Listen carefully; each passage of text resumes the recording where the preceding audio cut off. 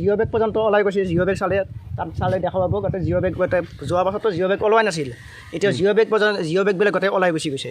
জিঅ' বেগৰ কাম কৰিছে তাতে তাতে জিঅ' বেগ কাটি আছে। জিঅ' বেগত যেতিয়া কাটিব তেতিয়া জিঅ' বেগবিলাক ওলাই গৈছে। এতিয়াতো ধৰ অহা বছৰলৈকে মথাউৰিটোৱে ভাঙিব।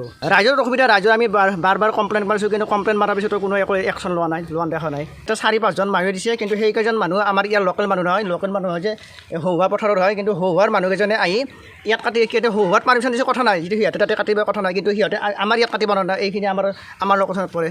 ইয়াৰ ৰামপুৰৰ কেইজনমান ল'ৰা জড়িত হৈ আছে। এইটো কি বন্ধ হ'ব বিচাৰিছে? এতিয়াতো বন্ধ নকৰিলেতো অহা বছৰলৈ আমাৰ বহুত ভয়ংকৰ পৰিস্থিতি হৈ আছে। এইখিনি আমাৰ লোকেল মানুহ আছে, 2-3জন লোকেল মানুহ আছে। তাকো সিহঁতৰ ঘৰ হৈছে বেলেগ জেগাত। এতিয়া তাহাঁতে গোবৰ্ধন জামগুৰি বালাগাঁৱত গৈছে, আমি ইয়াত আছোঁ হা। এতিয়া সিহঁতেতো এইবিলাক নদীৰ বিষয়ে নাভাবে। এতিয়া কষ্ট পালে আমি পাব লাগিব।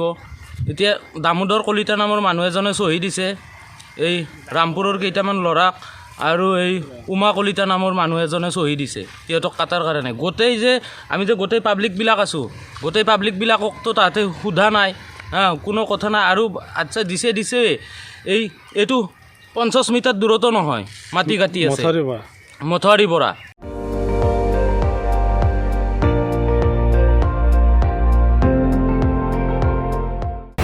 আপুনি চাই আছে ND24, সৰ্বশ্ৰেষ্ঠ নহয় সৰ্বোত্তমৰ দৌৰত।